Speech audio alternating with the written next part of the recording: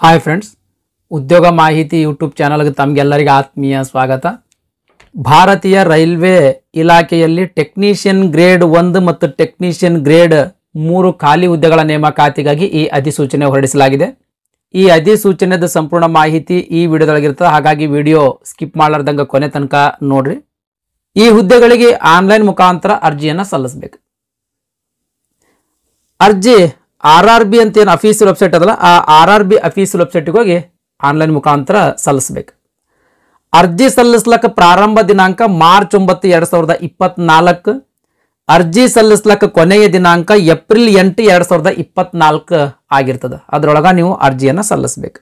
Next ಹುದ್ದೆಗಳ ವಿವರದ ಬಗ್ಗೆ ನೋಡೋದಾದ್ರೆ, ಟೆಕ್ನಿಷಿಯನ್ ಗ್ರೇಡ್ 1 ಸಿಗ್ನಲ್ ಅಂತೇಳಿ 1092 ಹುದ್ದೆಗಳು ಖಾಲಿ ಅದಾವ. ಟೆಕ್ನಿಷಿಯನ್ ಗ್ರೇಡ್ 3 ಅಂತೇಳಿ ಇವು ಲೆವೆಲ್ 2 ಹುದ್ದೆಗಳ ಸ್ನೇಹಿತರೆ 8052 ಖಾಲಿ ಹುದ್ದೆಗಳದಾವು. ಒಟ್ಟಾರೆಯಾಗಿ 9144 ಹುದ್ದೆಗಳು ಖಾಲಿ ಇರ್ತಕ್ಕಂಥದ್ದು. ನೆಕ್ಸ್ಟ್ ಪೇಮೆಂಟ್ ಬಗ್ಗೆ ನೋಡೋದಾದ್ರೆ, ಅಂದ್ರೆ ವೇತನ ಶ್ರೇಣಿ ಬಗ್ಗೆ ನೋಡೋದಾದ್ರೆ, ಈ ಟೆಕ್ನಿಷಿಯನ್ ಗ್ರೇಡ್ 1 ಹುದ್ದೆಗಳಿಗೆ 29,200 ರೂಪಾಯಿ ಪ್ರತಿ ತಿಂಗಳಿಗೆ ಪೇಮೆಂಟ್ ಇರ್ತದೆ. ನೆಕ್ಸ್ಟ್ ಈ ಟೆಕ್ನಿಷಿಯನ್ ಗ್ರೇಡ್ 3 ಹುದ್ದೆಗಳಿಗೆ 19,900 ರೂಪಾಯಿ ಪ್ರತಿ ತಿಂಗಳಿಗೆ ಪೇಮೆಂಟ್ ಇರ್ತದೆ ಸ್ನೇಹಿತರೆ. ಇದು ಬೇಸಿಕ್ ಪೇಮೆಂಟ್. ಇನ್ ಅಡಿಷನ್ ಆಗಿ ಅಲವೆನ್ಸಸ್ ಎಲ್ಲ ಸೇರಿದ್ರೆ ಒಂದು 5,000 to 6,000 ರೂಪಾಯಿ ಹೆಚ್ಚಿಗೆ ಪೇಮೆಂಟ್ ಸಿಗುವಂತ ಸಂಭವ ಐತೆ ಸ್ನೇಹಿತರೆ. ನೆಕ್ಸ್ಟ್ ವಯೋಮಿತಿ ಬಗ್ಗೆ ನೋಡೋಣ ಸ್ನೇಹಿತರೆ. ಈ ಮೇಲಿನ ಯಾವುದೇ ಹುದ್ದೆಗಳಿಗೆ ನೀವು ಅರ್ಜಿ ಸಲ್ಲಿಸ್ರಿ ಕನಿಷ್ಠ 18 ವರ್ಷ ವಯಸ್ಸಾಗಿರ್ಬೇಕು. ಕನಿಷ್ಠ 18 ವರ್ಷ ನಿಮ್ದು ವಯಸ್ಸಾಗಿರ್ಬೇಕು. ಇನ್ನು ಗರಿಷ್ಠ ವಯೋಮಿತಿ ನೋಡೋದಾದ್ರೆ, ಈ ಟೆಕ್ನಿಷಿಯನ್ ಗ್ರೇಡ್ 1 ಮತ್ತು ಸಿಗ್ನಲ್ ಹುದ್ದೆಗಳಿಗೆ ಅರ್ಜಿ ಸಲ್ಲಿಸಬೇಕಂತ ನೀವು ಅನ್ಕೊಂಡ್ರಿ ಅಂತಂದ್ರೆ ಗರಿಷ್ಠ 33 ವರ್ಷ ಮೀರಿರಬಾರ್ದು. ಇನ್ನು ಟೆಕ್ನಿಷಿಯನ್ ಗ್ರೇಡ್ 3 ಹುದ್ದೆಗಳಿಗೆ ಗರಿಷ್ಠ 30 ವರ್ಷ ಮೀರಿರಬಾರ್ದು. ಈ COVID-19 ನಲ್ಲಿ ಹುದ್ದೆಗಳಿಗೆ ಕಾಲ್ಫಾರ್ಮ್ ಆಗದೇ ಇರೋದ್ರಿಂದ 3 ವರ್ಷದ ಇನ್ ಅಡಿಷನ್ ಆಗಿ ಪ್ರತಿಯೊಂದು ಕ್ಯಾಟಗರಿಗೆ ಏಜ್ ರಿಲ್ಯಾಕ್ಸೇಷನ್ ಅನ್ನು ಕೊಟ್ಟಾನ ಸ್ನೇಹಿತರೆ. ಅಂದ್ರೆ ಟೆಕ್ನಿಷಿಯನ್ ಗ್ರೇಡ್ 1 ಸಿಗ್ನಲ್ ಹುದ್ದೆಗಳಿಗೆ ಅಪ್ ಟು 36 ವರ್ಷ ವಯಸ್ಸಿನ ತನಕ ಅರ್ಜಿ ಸಲ್ಲಿಸಬಹುದು. ಈ ಟೆಕ್ನಿಷಿಯನ್ ಗ್ರೇಡ್ 3 ಹುದ್ದೆಗಳಿಗೆ ಅಪ್ ಟು 33 ಏಜ್ ತನಕ ಅರ್ಜಿಯನ್ನು ಸಲ್ಲಿಸಬಹುದು. ಈ ಗರಿಷ್ಠ ವಯೋಮಿತಿಯ ಮೇಲೆ ಮತ್ತೆ ಇನ್ ಅಡಿಷನ್ ಆಗಿ ಏಜ್ ರಿಲ್ಯಾಕ್ಸೇಷನ್ ನೀಡಲಾಗ್ತದೆ.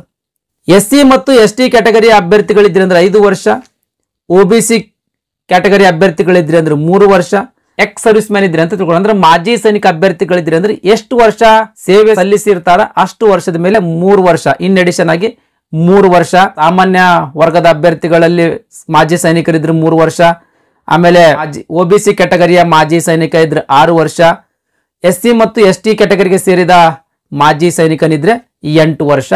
ಈ ರೀತಿ ಏಜ್ ರಿಲ್ಯಾಕ್ಸೇಷನ್ ಈ ಮಾಜಿ ಸೈನಿಕರಿಗೆ ಕೊಡಲಾಗ್ತದೆ. ನೆಕ್ಸ್ಟ್ ಅಂಗವಿಕಲ ಅಭ್ಯರ್ಥಿಗಳು. ಅಂಗವಿಕಲ ಅಭ್ಯರ್ಥಿ ಅಂದ್ರೆ ಸಾಮಾನ್ಯ ವರ್ಗಕ್ಕೆ ಸೇರಿದ ಅಂಗವಿಕಲ ಅಭ್ಯರ್ಥಿ ಇದ್ನು ಅಂತಂದ್ರೆ 10 ವರ್ಷದ ಏಜ್ ರಿಲ್ಯಾಕ್ಸೇಷನ್. OBC ಕ್ಯಾಟಗರಿಯ ಅಂಗವಿಕಲ ಅಭ್ಯರ್ಥಿಗೆ 13 ವರ್ಷ, SC ಮತ್ತು ST ಕ್ಯಾಟಗರಿಯ ಅಂಗವಿಕಲ ಅಭ್ಯರ್ಥಿಗೆ 15 ವರ್ಷ. ಈ ರೀತಿ ಈ ಗರಿಷ್ಠ ವಯೋಮಿತಿಯ ಮೇಲೆ ಇನ್ ಅಡಿಷನ್ ಆಗಿ ಏಜ್ ರಿಲ್ಯಾಕ್ಸೇಷನ್ ಇರ್ತದೆ ಸ್ನೇಹಿತರೆ. ನೆಕ್ಸ್ಟ್ ಎಕ್ಸಾಮಿನೇಷನ್ ಫೀ ಬಗ್ಗೆ ನೋಡೋಣ ಸ್ನೇಹಿತರೆ, ಅಂದ್ರೆ ಅಪ್ಲಿಕೇಶನ್ ಫೀ ಬಗ್ಗೆ ನೋಡೋಣ. SC ST ಮಾಜಿ ಸೈನಿಕ ಅಭ್ಯರ್ಥಿಗಳು, ಮಹಿಳಾ ಅಭ್ಯರ್ಥಿಗಳು, ಟ್ರಾನ್ಸ್ಜೆಂಡರ್ ತೃತೀಯ ಲಿಂಗ ಅಭ್ಯರ್ಥಿಗಳು, ಆಮೇಲೆ EWS ಅಭ್ಯರ್ಥಿಗಳು, ಈ ಎಲ್ಲಾ ಅಭ್ಯರ್ಥಿಗಳಿಗೆ 250 ರೂಪಾಯಿ ಅರ್ಜಿ ಶುಲ್ಕ ಇರ್ತದೆ. ಈ ಅಭ್ಯರ್ಥಿಗಳನ್ನ ಹೊರತುಪಡಿಸಿ ಉಳಿದಂತ ಎಲ್ಲಾ ಅಭ್ಯರ್ಥಿಗಳಿಗೆ 500 ರೂಪಾಯಿ ಅರ್ಜಿ ಶುಲ್ಕ ಇರ್ತದೆ. ಈ ಹುದ್ದೆಗಳಿಗೆ ಎಕ್ಸಾಮ್ ಮೂಲಕ ನೇಮಕಾತಿಯನ್ನ ಮಾಡಿಕೊಳ್ಳಲಾಗ್ತದೆ. ಯಾರು ಈ ಎಕ್ಸಾಮ್ಗೆ ಅಟೆಂಡ್ ಆಗ್ತೀರಿ ಅಂತ ತಿಳ್ಕೊಳ್ರಿ. ಎಕ್ಸಾಮ್ಗೆ ಅಟೆಂಡ್ ಆದ್ರೆ ಈ 250 ರೂಪಾಯಿ ರಿಫಂಡ್ ಆಗ್ತದೆ, ಮತ್ತೆ ನಿಮ್ಮ ಅಕೌಂಟಿಗೆ ರಿಫಂಡ್ ಆಗ್ತದೆ. ಅದೇ ರೀತಿ ಯಾರು 500 ರೂಪಾಯಿ ಅರ್ಜಿ ಶುಲ್ಕ ತುಂಬಿರ್ತೀರಲ್ಲ ಅವರಿಗೆ ಈ 500 ರೂಪಾಯಿದೊಳಗೆ 400 ರೂಪಾಯಿ ರಿಫಂಡ್ ಆಗ್ತದೆ. ಯಾವಾಗ ಈ ಅಮೌಂಟ್ ರಿಫಂಡ್ ಆಗ್ತದ್ರಿ? ನೀವು ಎಕ್ಸಾಮ್ ಅಟೆಂಡ್ ಆಗ್ಬೇಕು. ಕಂಪ್ಯೂಟರ್ ಬೇಸ್ಡ್ ಟೆಸ್ಟ್ ಅಂತ ಬರ್ತದೆ, ಅಂದ್ರೆ ಕಂಪ್ಯೂಟರ್ ಬೇಸ್ಡ್ ಟೆಸ್ಟ್ ಇರ್ತದೆ. ಈ ಕಂಪ್ಯೂಟರ್ ಬೇಸ್ಡ್ ಟೆಸ್ಟಿಗೆ ನೀವು ಅಟೆಂಡ್ ಆದ್ರೆ ಮಾತ್ರ ನಿಮಗೆ ಅಮೌಂಟ್ ರಿಫಂಡ್ ಮಾಡಲಾಗ್ತದೆ. ಅಮೌಂಟ್ ಹೆಂಗೆ ರಿಫಂಡ್ ಆಗ್ತದ? ಅರ್ಜಿ ಸಲ್ಲಿಸುವಂತ ಸಂದರ್ಭದಲ್ಲಿ ನಿಮ್ದು ಬ್ಯಾಂಕ್ ಅಕೌಂಟ್ ಡೀಟೇಲ್ಸ್ ಅನ್ನ ನೀವು ಕರೆಕ್ಟ್ ಆಗಿ ತುಂಬಬೇಕು. ಬ್ಯಾಂಕ್ ಅಕೌಂಟ್ ಡೀಟೇಲ್ಸ್ ನೀವು ಕರೆಕ್ಟ್ ಆಗಿ ತುಂಬಿರಿ ಅಂತಂದ್ರೆ ಆ ಬ್ಯಾಂಕ್ ಅಕೌಂಟ್ಗೆ ಈ ತುಂಬಿರ್ತಕ್ಕಂಥ ಎಕ್ಸಾಮಿನೇಷನ್ ಫೀ 250 ಮತ್ತು 400 ಏನು ಅದಾವಲ್ಲ ಅದು ರಿಫಂಡ್ ಆಗ್ತದೆ ಸ್ನೇಹಿತರೆ. ನೆಕ್ಸ್ಟ್ ಈಗ ನೇಮಕಾತಿ ಹಂತಗಳ ಬಗ್ಗೆ ನೋಡೋಣ ಸ್ನೇಹಿತರೆ. 3 ಹಂತಗಳಲ್ಲಿ ನೇಮಕಾತಿ ಮಾಡಿಕೊಳ್ಳಲಾಗ್ತದೆ. ಮೊದಲನೇದು ಕಂಪ್ಯೂಟರ್ ಬೇಸ್ಡ್ ಟೆಸ್ಟ್ ಅಂತ ಒಂದು ಎಕ್ಸಾಮ್ ತಗೋತಾರೆ. ಇದರಲ್ಲಿ ಪಾಸ್ ಆದರೆ ನೆಕ್ಸ್ಟ್ ಡಾಕ್ಯುಮೆಂಟ್ ವೆರಿಫಿಕೇಶನ್ ಮತ್ತು ಮೆಡಿಕಲ್ ಎಕ್ಸಾಮಿನೇಷನ್. ಎಲ್ಲದರಾಗೂ ನೀವು ಪಾಸ್ ಆಗಿಬಿಟ್ರಿ ಅಂತಂದ್ರೆ ನಿಮ್ಮನ್ನ ನೇಮಕಾತಿ ಮಾಡಿಕೊಳ್ಳಲಾಗ್ತದೆ. ಈ ಕಂಪ್ಯೂಟರ್ ಬೇಸ್ಡ್ ಟೆಸ್ಟ್ ಬಗ್ಗೆ ನೋಡೋಣ ಸ್ನೇಹಿತರೆ. ಒಂದು ಮಾತ್ರ ಪೇಪರ್ ಇರ್ತದೆ, 100 ಮಾರ್ಕ್ಸಿಂದ ಎಕ್ಸಾಮ್ ಇದು. 100 ಮಾರ್ಕ್ಸಿಂದ ಇದು ಒಂದು ಎಕ್ಸಾಮ್. 90 ನಿಮಿಷ ಸಮಯಾವಕಾಶ ಇರ್ತಂದ್ರೆ 1.5 ತಾಸು ನಿಮಗೆ ಸಮಯ ಕೊಟ್ಟಿರ್ತಾರೆ. 1.5 ತಾಸೊಳಗೆ ಈ ಕ್ವಶನ್ ಪೇಪರ್ ಅನ್ನ ನೀವು ಬಿಡಿಸ್ಬೇಕು. ಇಲ್ಲಿ ಮೋಸ್ಟ್ ಇನ್ನೊಂದು ಇಂಪಾರ್ಟೆಂಟ್ ಏನಂದ್ರೆ ನೆಗೆಟಿವ್ ವ್ಯಾಲ್ಯೂಯೇಷನ್ ಇರ್ತದೆ ಸ್ನೇಹಿತರೆ. ನೆಗೆಟಿವ್ ಮಾರ್ಕಿಂಗ್ ಇರ್ತದೆ. Question paper multiple choice pattern ಆಗಿರ್ತದೆ. ಅಂದ್ರೆ ಒಂದು ಕ್ವಶನ್ ಕೊಟ್ಟಿರ್ತಾರ, ಆ ಕ್ವಶನಿಗೆ ABCD ಅಂತ 4 ಆಪ್ಷನ್ಸ್ ಕೊಟ್ಟಿರ್ತಾರೆ. ಹೌದಾ? ಈ 4 ಆಪ್ಷನ್ಸ್ಗಳಲ್ಲಿ ಸರಿಯಾದ ಒಂದು ಉತ್ತರವನ್ನು ನೀವು ಟಿಕ್ ಮಾಡೋದಿರ್ತದೆ. ಸರಿಯಾದ ಉತ್ತರವನ್ನು ಟಿಕ್ ಮಾಡುವ ಬದಲು ನೀವು ತಪ್ಪು ಉತ್ತರ ಟಿಕ್ ಮಾಡಿದಿರಿ ಅಂತಂದ್ರೆ 0.33 ಮಾರ್ಕ್ಸ್ ಡಿಡಕ್ಟ್ ಮಾಡಲಾಗ್ತದೆ. 1/3 ಮಾರ್ಕ್ಸ್ ಡಿಡಕ್ಟ್ ಮಾಡಲಾಗ್ತದೆ. ಒಂದು ತಪ್ಪು ಉತ್ತರ ಟಿಕ್ ಮಾಡಿರಿ ಅಂತಂದ್ರೆ ನಿಮ್ಗೆ 0.33 ಮಾರ್ಕ್ಸ್, ನೀವು ತೆಗೆದುಕೊಂಡಿರ್ತಕ್ಕಂಥ ಅಂಕಗಳಲ್ಲಿ 0.33 ಮಾರ್ಕ್ಸ್ ಡಿಡಕ್ಟ್ ಮಾಡಲಾಗ್ತದೆ. ಇನ್ ಕೇಸ್ ಇದೇ ರೀತಿ ನೀವು 3 ಉತ್ತರಗಳಿಗೆ ಏನಾದರೂ ತಪ್ಪು ಉತ್ತರ ಟಿಕ್ ಮಾಡಿದ್ರಿ ಅಂತಂದ್ರೆ 1 ಮಾರ್ಕ್ಸ್ ಡಿಡಕ್ಟ್ ಮಾಡಲಾಗ್ತದೆ. ಈ ರೀತಿ ನೆಗೆಟಿವ್ ಮಾರ್ಕಿಂಗ್ ಇರ್ತದೆ ಸ್ನೇಹಿತರೆ. ಈ CBT ಒಳಗೆ ಅಂದ್ರೆ ಈ ಕಂಪ್ಯೂಟರ್ ಬೇಸ್ಡ್ ಟೆಸ್ಟ್ ಒಳಗೆ ಅತಿ ಹೆಚ್ಚು ಅಂಕ ಗಳಿಸಿರ್ತಕ್ಕಂಥ ಅಭ್ಯರ್ಥಿಗಳನ್ನ ಡಾಕ್ಯುಮೆಂಟ್ ವೆರಿಫಿಕೇಶನ್ಗೆ ಶಾರ್ಟ್ ಲಿಸ್ಟ್ ಮಾಡ್ತಾರೆ. ಈ CBT ಟೆಸ್ಟ್ಗೆ ಸಿಲೆಬಸ್ ಏನಿರ್ತದೆ ಅಂತ ಅನ್ನೋದ್ರ ಬಗ್ಗೆ ನೋಡೋದಾದ್ರೆ ಟೆಕ್ನಿಷಿಯನ್ ಗ್ರೇಡ್ 1 ಸಿಗ್ನಲ್ ಈ ಹುದ್ದೆಗಳಿಗೆ ಇಲ್ಲಿ ಸಿಲೆಬಸ್ ಆಯ್ತು ಸ್ನೇಹಿತರೆ. General awareness, general intelligence and reasoning, basics of computers and applications, mathematics. ಇದೇನ್ರಿ ಟೆಕ್ನಿಷಿಯನ್ ಗ್ರೇಡ್ 1 ಸಿಗ್ನಲ್ ಹುದ್ದೆಗಳಿಗೆ ಇದು ಸಿಲೆಬಸ್. ಯಾವ ಸಬ್ಜೆಕ್ಟ್ ಒಳಗೆ ಎಷ್ಟೆಷ್ಟು ಮಾರ್ಕ್ಸ್ ಕೇಳಲಾಗ್ತದ ಅಂತ ಇಲ್ಲಿ ಮೆನ್ಷನ್ ಮಾಡಿರಿ ಸ್ನೇಹಿತರೆ. ದಯಮಾಡಿ ವಿಡಿಯೋ ಪಾಸ್ ಮಾಡಿ ನೋಡ್ರಿ. ನೆಕ್ಸ್ಟ್ ಟೆಕ್ನಿಷಿಯನ್ ಗ್ರೇಡ್ 3 ಹುದ್ದೆಗಳಿಗೆ ಇದಾವ. ಈ 3 ಹುದ್ದೆಗಳ ಸಿಲೆಬಸ್ ಇದು ಸ್ನೇಹಿತರೆ. ಇದು ಸಿಲೆಬಸ್ ಗ್ರೇಡ್ 3 ಟೆಕ್ನಿಷಿಯನ್ ಗ್ರೇಡ್ 3 ಹುದ್ದೆಗಳ ಪರೀಕ್ಷೆಗೆ ಸಿಲೆಬಸ್ ಸ್ನೇಹಿತರೆ. Mathematics, general intelligence and reasoning, general science, general awareness. ಇವು 4 ಸಬ್ಜೆಕ್ಟ್ನೊಳಗೊಂಡಿರ್ತಕ್ಕಂಥ 100 ಮಾರ್ಕ್ಸಿಂದ ಒಂದು ಎಕ್ಸಾಮ್ ಪೇಪರ್ ಇರ್ತದೆ. ಯಾವ್ಯಾವ ಸಬ್ಜೆಕ್ಟ್ಗಳಲ್ಲಿ ಎಷ್ಟೆಷ್ಟು ಮಾರ್ಕ್ಸ್ ಕೇಳಲಾಗ್ತದೆ ಅಂತ ಇಲ್ಲಿ ಕೊಟ್ಟಿದ್ದಾರೆ ಸ್ನೇಹಿತರೆ. ದಯಮಾಡಿ ವಿಡಿಯೋ ಪಾಸ್ ಮಾಡಿ ನೋಡ್ರಿ. ನೆಕ್ಸ್ಟ್ ಇದಾದ ಮೇಲೆ ಅಂದ್ರೆ ಈ ಕಂಪ್ಯೂಟರ್ ಬೇಸ್ಡ್ ಟೆಸ್ಟ್ ಒಳಗೆ ಅತಿ ಹೆಚ್ಚು ಅಂಕ ಗಳಿಸಿರ್ತಕ್ಕಂಥ ಅಭ್ಯರ್ಥಿಗಳನ್ನು ಡಾಕ್ಯುಮೆಂಟ್ ವೆರಿಫಿಕೇಶನ್ಗೆ ಆಯ್ಕೆ ಮಾಡಲಾಗ್ತದೆ. ಡಾಕ್ಯುಮೆಂಟ್ ವೆರಿಫಿಕೇಶನ್ ಸಮಯದೊಳಗೆ ಒರಿಜಿನಲ್ ಡಾಕ್ಯುಮೆಂಟ್ಸ್ ಅನ್ನ ಚೆಕ್ ಮಾಡ್ತಾರೆ. ಅಲ್ಲಿ ವೆರಿಫೈ ಮಾಡ್ತಾರೆ. ಅರ್ಜಿ ಸಲ್ಲಿಸುವಂತ ಸಂದರ್ಭದಲ್ಲಿ ಏನು ಇನ್ಫಾರ್ಮೇಶನ್ ತುಂಬಿರಲ್ಲ ಅದಕ್ಕೆ ರಿಲೇಟೆಡ್ ಎಲ್ಲಾ ಡಾಕ್ಯುಮೆಂಟ್ಸ್ಗಳು ನಿಮ್ಮ ಕಡೆ ಇದ್ವು ಅಂತಂದ್ರೆ ನೆಕ್ಸ್ಟ್ ನಿಮಗೆ ಮೆಡಿಕಲ್ ಎಕ್ಸಾಮ್ಗೆ ಆಯ್ಕೆ ಮಾಡ್ತಾರೆ. ಮೆಡಿಕಲ್ ಎಕ್ಸಾಮ್ದಲ್ಲಿ ಮೆಡಿಕಲ್ ಟೆಸ್ಟ್ ಮಾಡ್ತಾರೆ. ಅಲ್ಲಿ ನೀವು ಫಿಟ್ ಅಂತ ಗೊತ್ತಾಯ್ತು ಅಂತಂದ್ರೆ ನಿಮ್ಮನ್ನ ನೇಮಕಾತಿ ಮಾಡಿಕೊಳ್ಳಲಾಗ್ತದೆ. ಇದೆಲ್ಲ ಆಯ್ತು. ಅರ್ಜಿ ಹೆಂಗೆ ಸಲ್ಲಿಸೋದು, ಹೌ ಟು ಅಪ್ಲೈ, ಅರ್ಜಿ ಹೆಂಗೆ ಸಲ್ಲಿಸೋದು, ಅದು ನಿಮ್ಮ ಮೊಬೈಲ್ ಮೂಲಕನೇ ಹೆಂಗೆ ಅರ್ಜಿ ಸಲ್ಲಿಸೋದು ಅಂತ ಅನ್ನೋದ್ರ ಬಗ್ಗೆ ಸಂಪೂರ್ಣ ಮಾಹಿತಿಯನ್ನೊಳಗೊಂಡಂತ ಒಂದು ವಿಡಿಯೋ ಅಪ್ಲೋಡ್ ಮಾಡ್ತೀನಿ. ಆ ವಿಡಿಯೋವನ್ನೊಮ್ಮೆ ಎಲ್ಲರೂ ತಪ್ಪದೆ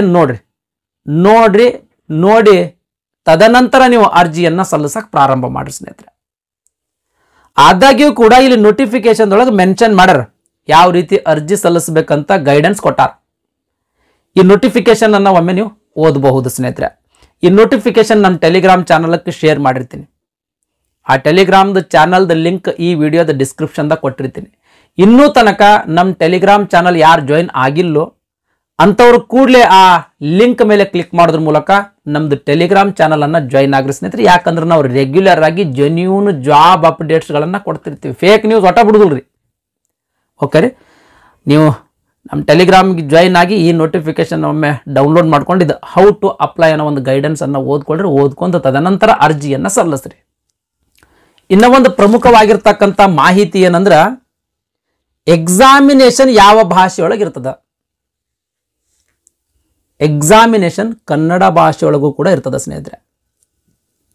ಅರ್ಜಿ ಸಲ್ಲಿಸುವಂತ ಸಂದರ್ಭದಲ್ಲಿ ನೀವು ರೀಜನಲ್ ಲ್ಯಾಂಗ್ವೇಜ್ ಕನ್ನಡ ಅಂತ ಸೆಲೆಕ್ಟ್ ಮಾಡಿದ್ರೆ ಅಂದ್ರೆ ಇಂಗ್ಲಿಷ್ ಜೊತೆಗೆ ಕನ್ನಡ ಭಾಷೆಯನ್ನೊಳಗೊಂಡಂತ ಪ್ರಶ್ನೆ ಪತ್ರಿಕೆ ನಿಮಗೆ ಕೊಡ್ತಾರೆ ಸ್ನೇಹಿತರೆ.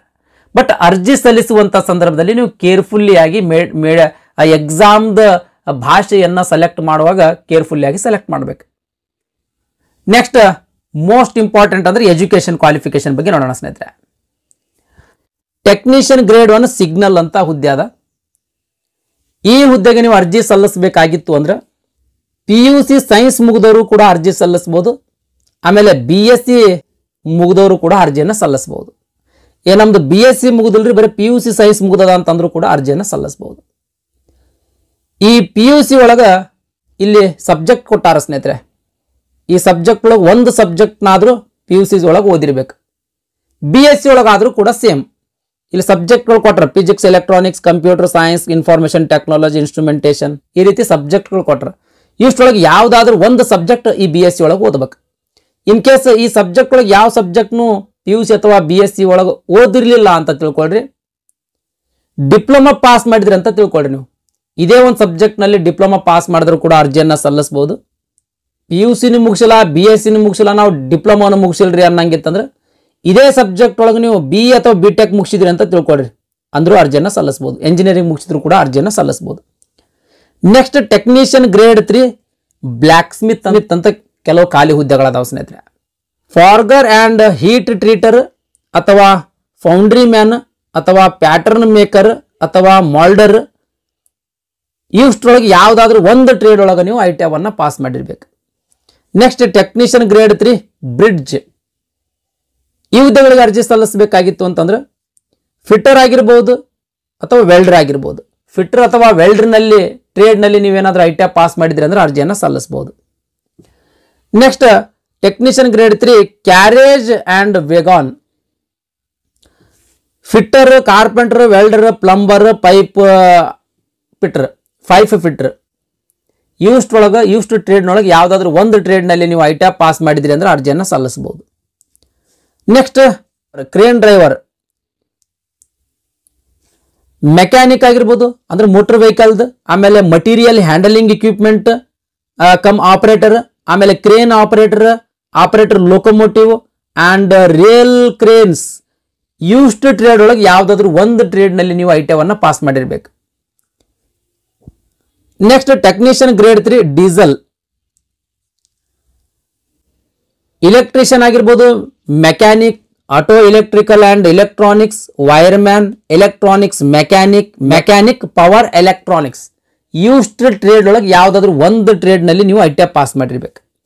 ನೆಕ್ಸ್ಟ್ ಮೆಕ್ಯಾನಿಕ್ ಡೀಸೆಲ್, ಈ ಹುದ್ದೆಗಳಿಗೆ ಅರ್ಜಿ ಸಲ್ಲಿಸಬೇಕಾಗಿತ್ತು ಅಂದ್ರೆ ಫಿಟ್ಟರ್ ಆಗಿರ್ಬೋದು ಅಥವಾ ಮೆಕ್ಯಾನಿಕ್ ಡೀಸೆಲ್ ಆಗಿರ್ಬೋದು ಅಥವಾ mechanic repair and maintenance of heavy vehicles ಆಗಿರ್ಬೋದು ಅಥವಾ ಮೆಕ್ಯಾನಿಕ್ ಆಟೋಮೊಬೈಲ್ ಮೆಕ್ಯಾನಿಕ್ ಆಗಿರ್ಬೋದು ಅಥವಾ ಮೋಟರ್ ವೆಹಿಕಲ್ ಮೆಕ್ಯಾನಿಕ್ ಆಗಿರ್ಬೋದು ಅಥವಾ ಟ್ರ್ಯಾಕ್ಟರ್ ಮೆಕ್ಯಾನಿಕ್ ಆಗಿರ್ಬೋದು, ವೆಲ್ಡರ್ ಆಗಿರ್ಬೋದು ಅಥವಾ ಪೇಂಟರ್ ಆಗಿರ್ಬೋದು.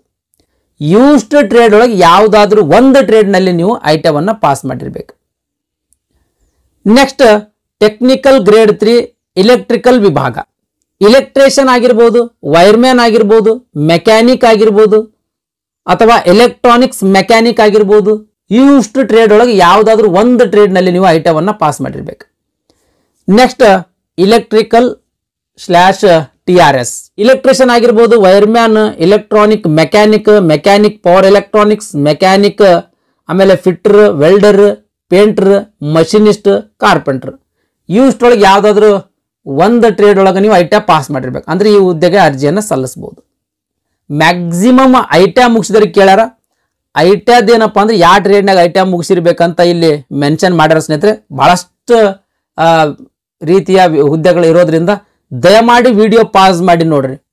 ಇಲ್ಲಿ ಮೆನ್ಷನ್ ಮಾಡ್ಯಾರ ಯಾವ ಟ್ರೇಡ್ನಲ್ಲಿ ITI ಪಾಸ್ ಮಾಡಿರ್ಬೇಕಂತ ಅನ್ನೋದ್ರ ಬಗ್ಗೆ ಮೆನ್ಷನ್ ಮಾಡ್ಯಾರ. ಆ ಟ್ರೇಡ್ ಒಳಗೆ ನೀವೇನಾದ್ರೂ ITI ಪಾಸ್ ಮಾಡಿದ್ರಿ ಅಂತಂದ್ರೆ ಈ ಏನು ಹುದ್ದೆಗಳದಾವಲ್ಲ ಆ ಹುದ್ದೆಗಳಿಗೆ ಸಂಬಂಧಪಟ್ಟಂಗೆ ನೀವು ಅರ್ಜಿಯನ್ನು ಸಲ್ಲಿಸಬಹುದು. ನೆಕ್ಸ್ಟ್ ಹುದ್ದೆಗಳ ವಿವರದ ಬಗ್ಗೆ ನೋಡೋದಾದ್ರೆ ವೇಕೆನ್ಸಿ ಬ್ರೇಕಪ್ ನೋಡೋಣ ಸ್ನೇಹಿತರೆ. ಅಂದ್ರೆ ಹುದ್ದೆಗಳ ವರ್ಗೀಕರಣದ ಬಗ್ಗೆ ನೋಡೋಣ. RRB ಬೆಂಗಳೂರಿಗೆ ಸಂಬಂಧಪಟ್ಟಂಗ ಒಟ್ಟಾರೆಯಾಗಿ 142 ಹುದ್ದೆಗಳು ಖಾಲಿ ಇರ್ತಕ್ಕಂಥದ್ದು. ಇಲ್ಲಿ ಯಾವ ಹುದ್ದೆಗಳು ಯಾವ ಕೆಟಗರಿಗೆ ಮೀಸಲದಾವ ಅಂತ ಇಲ್ಲಿ ಕೊಟ್ಟಿದ್ದಾರೆ ಸ್ನೇಹಿತರೆ. ದಯಮಾಡಿ ವಿಡಿಯೋ ಪಾಸ್ ಮಾಡಿ ನೋಡ್ರಿ.